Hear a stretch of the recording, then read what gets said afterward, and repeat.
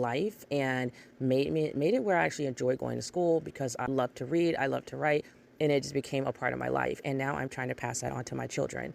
So my children love the library. They got to see the Kids Zone while I signed us up at the library and got them their own library cards, which was pretty exciting. We spent some time in the Kids Zone reading books together, working on their reading. So again, even though we're doing homeschool, we're doing education, we're learning, it doesn't feel that way. So my kids can kind of just enjoy the library and we're reading on the fly. I'm telling them to pick out some books that they want to read, which they did. And one of my twins, Isaiah, he actually is doing a really good job reading. He's a lot more motivated to read.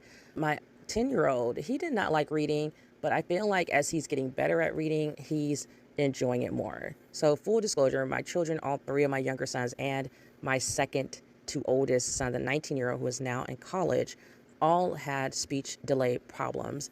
They struggled with their speech delivery, and then it kind of morphed into having learning development delay because of the struggle with speech, and then we struggled with teaching them how to read. So that's why it's just a lifelong effort that I dedicated myself to for my children. So we've been through a lot of IEP meetings, a lot of arguing, being stressed out with teachers who didn't want to listen to me and their dad, and just I really didn't feel fully supported by the public school system. And so to see my children reach this progress where they now love reading and they bring books to me that they want to read and they really enjoy it, it means a lot to me as a mother. It just makes my heart burst open. And so being in the library that day was a big step for us because my children were actually happy to go to the library. They weren't feeling nervous or having discomfort with the fact that we were going to the library to pick out books and read.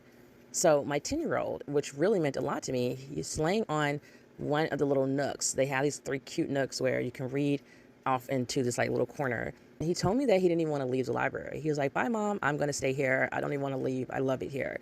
And that meant so much to me. It was also exciting that when we got home, my other child, my other Isaiah, who also loves to read. So my 10-year-old was named Jonathan. And then my 7-year-old who loves to read, the one twin, Isaiah, was like, the next day he's asking, "Are we going to the library?" Like he literally wants to go to the library every day. And I was like, I want to make it like a special thing. So I told him, no, we're not going to the library today.